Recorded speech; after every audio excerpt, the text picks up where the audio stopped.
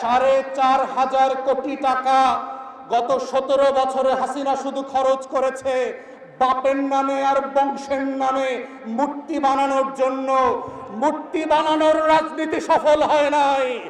শেখের বেটি বাংলাদেশে থাকতে পারে নাই।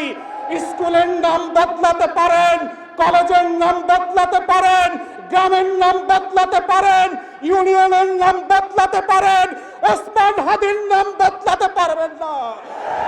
লাখো শহীদের রক্তে কেনা দেশ টাকার বাপের না, প্রধানমন্ত্রীর না, শাহ আলমের কাছে বাংলাদেশ বিক্রি করে দেওয়া হয় নাই।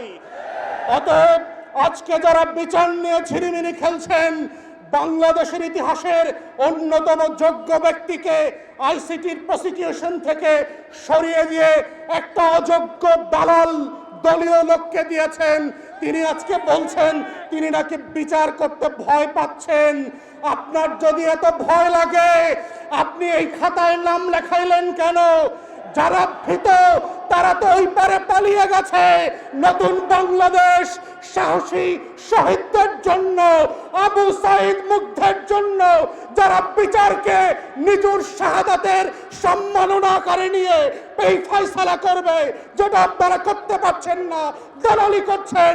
তাই আজকে এই জায়গা থেকে মাননীয় বিরোধী দলের নেতা এবং সংসদ সদস্যদেরকে আমরা আহ্বান করছি, আপনারা সংসদে 4টা গণহত্যার জন্য স্বাধীন কমিশন করে আবার দাবি করবেন গুম খুনের বিচারের ওপেন পাবলিক হিয়ারিং হতে হবে। যেটা আমেরিকাতে পশ্চিমা দেশগুলোতে যেই গণশুনানি হয়, গত 17 বছরের হাজার হাজার গুম হয়ে যাওয়া লাশ পর্যন্ত, স্মৃতি পর্যন্ত হারিয়ে ফেলা মানুষদের গল্প এই বাংলাদেশের 20 কোটি মানুষের ঐতিহাসিক স্মৃতি সংরক্ষণের জায়গা থেকে স্মরণে রাখতে হবে। এই কমিশনগুলো বিটিভি এবং সংসদ থেকে লাইভ করতে হবে। জুলাই জাদুঘর অবিলম্বে ওপেন করে দিতে হবে জাতির কাছে।